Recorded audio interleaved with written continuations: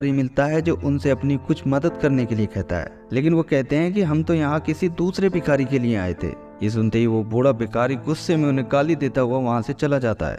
अब वो दोनों शहर में कार घुमाते हुए पूरा दिन उस भिखारी को ढूंढते रहते हैं, लेकिन वो उन्हें कहीं नहीं मिलता। आखिर थक हार कर जेफ रात को अपने अपार्टमेंट में आकर सो जाता है, लेकिन उसकी गर्लफ्रेंड को इस वक्त वो सोता हुआ बिल्कुल भी अच्छा नहीं लग रहा था।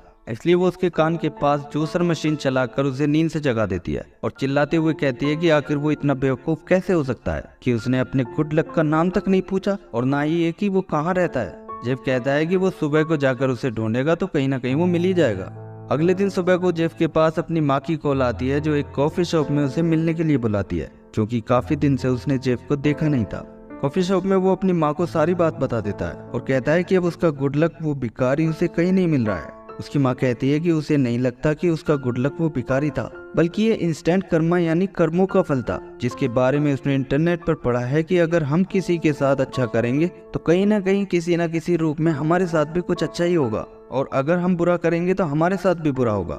वो कहती है कि अब अपने काम पर जाओ और जो भी दिखे उसी की मदद करो। इसके बाद देखो क्या होता है। जेफ को अपनी माँ की बात सही लगती है और रास्ते में वो एक भिखारी को अपनी माँ की दी हुई एक जूस की बोतल और $20 का नोट देकर शाम को अपने अपार्टमेंट वापस आ जाता है। आते ही समंता उसके ऊपर चिल्लाने लगती है कि वो उस भिखारी को ढूंढने की बजाय अपनी माँ के साथ टाइम वेस्ट कर रहा था। जेफ कहता है कि वो उनके साथ टाइम वेस्ट नहीं कर रहा था, बल्कि उन्होंने तो आज उसकी बहुत बड़ी मदद की है। अब वो उसे अपनी माँ की कही हुई सारी बात बताता है तो समंता पूछती है कि ऐसा करने के बाद उसे कुछ मिला।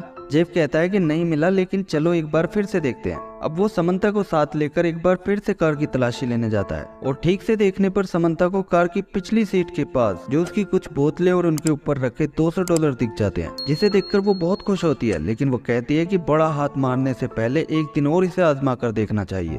जेफ कहता है कि ठीक है और अगले दिन वो फिर से काम पर निकल जाता है। इस तरह पूरे दिन वो किसी को कुछ ना कुछ चीजें देता रहता है और वापस आकर समंता को कार में भरा हुआ बहुत सारा सामान दिखाता है। ये देखकर वो कहती है कि इसका मतलब ये हुआ कि वो कभी भी कहीं भी किसी को कुछ भी देता है तो बदले में उसे 10 गुना वापस मिल जाता है। अगर ऐसा है तो ठीक है, अब कोई बड़ा हाथ मारते हैं, लेकिन पहले जाकर अपनी कार ले आओ, क्योंकि मैकेनिक का फोन आया था कि उसने वो ठीक कर दी है। अब रात को जेफ मैकेनिक से अपनी वाली कार लेकर वापस आने लगता है तो रास्ते में उसे एक लेडी पैसेंजर मिल जाती है जो कार में बैठते ही जेफ के ऊपर गन तान कर उसे लूटने की कोशिश करती है। ये देखकर जेफ चुपचाप उसे कुछ सामान और पैसे दे देता है, जिसे लेकर वो एक जगह कार से उतर जाती है। लेकिन अब जेफ और समंता ये सोचकर कंफ्यूज हो जाते हैं कि इसके बदले में उन्हें कुछ वापस क्यों नहीं मिला।